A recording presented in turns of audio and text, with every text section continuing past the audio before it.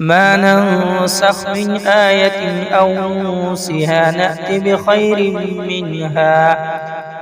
بخير منها أو مثلها. ألم تعلم أن الله على كل شيء قدير ألم تعلم أن الله له ملك السماوات والأرض وما لكم من دون الله من ولي ولا نصير. أم تريدون أن تسألوا رسولكم كما سئل موسى من قبل ومن يتبدل الكفر بالإيمان فقد ضل سواء السبيل.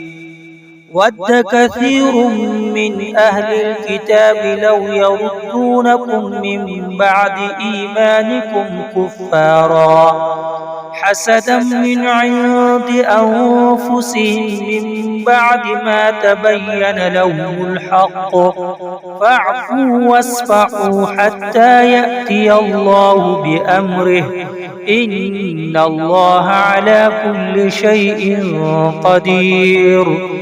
وأقيموا الصلاة وآتوا الزكاة وما تقدموا لأنفسكم من خير تجدوه عند الله إن الله بما تعملون بصير. وقالوا لن يدخل الجنة إلا من كان هودا أو نصارى تلك أمانيهم قل هاتوا برهانكم إن كنتم صادقين. بلى من أسلم وجهه لله وهو محسن فله أجره عند ربه ولا خوف عليهم ولا هم يحزنون. وقالت اليهود ليست النصارى على شيء وقالت النصارى ليست اليهود على شيء وهم يتلون الكتاب كذلك قال الذين لا يعلمون مثل قولهم فالله يحكم بينهم يوم القيامة فيما كانوا فيه يختلفون. ومن أظلم ممن منع مساجد الله أن يذكر فيها اسمه وسعى في خرابها أولئك ما كان لهم أن يدخلوها إلا خائفين لهم في الدنيا خزي ولهم في الآخرة عذاب عظيم. ولله المشرق والمغرب فأينما تولوا فثم وجه الله إن الله واسع عليم. وقالوا اتخذ الله ولدا سبحانه بل له ما في السماوات والأرض كل له قانتون.